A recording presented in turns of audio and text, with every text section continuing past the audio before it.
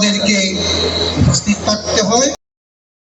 একের সাথে 170টি শূন্য যোগ করলে একের পরে 170টি শূন্য যোগ করলে যে সংখ্যা দাঁড়ায় সেটাকে এক করতে হবে।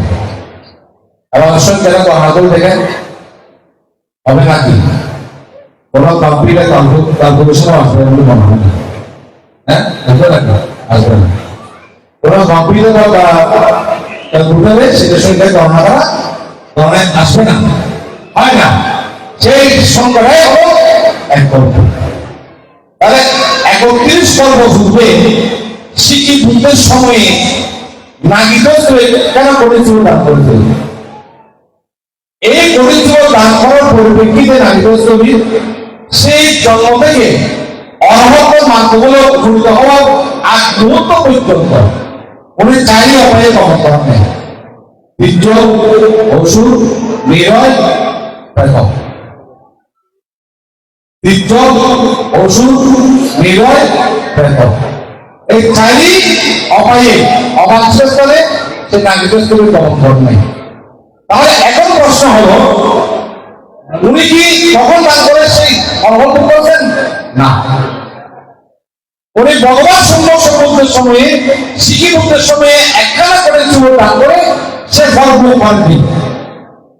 উনি জন্মান্তর পূর্ব জীবনে জন্মান্তর প্রার্থনা প্রচেষ্টা আত্মপ্রত্যয় প্রার্থনা করেছেন অন্য বুদ্ধের কাছে, আমি একখানা করেছিল দান করবো, বুদ্ধকে করেছিল দান করবো, ভিক্ষু সঙ্গে করেছিল দান করবো, এবং আগামীবার করবো প্রচেষ্টা প্রতিজ্ঞা প্রত্যয় এবং প্রার্থনা।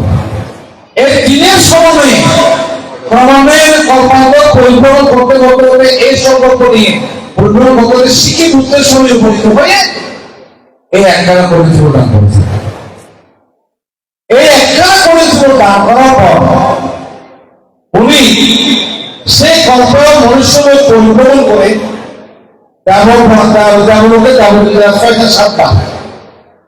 মহাব্রহ্ম হয়েছেন 7বার, রাজচক্রবর্তী হয়েছে 7বার, ধনাঢ্য পরিবারে জন্মগ্রহণ করছেন অবশ্যবার।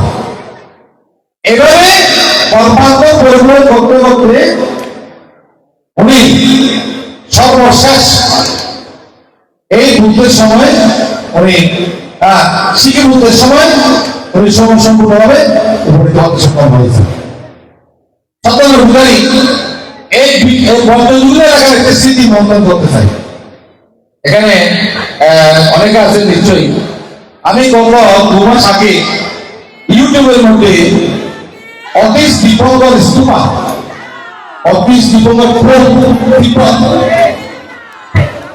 সেটা এই এলাকার একজন মুসলিম ভাই, এই এলাকার কিছু মুসলিম সম্প্রদায় মুরব্বীরা সেই আমাদের অতীশ দীপঙ্করের যেখানে যে রুমে অতীশ দীপঙ্কর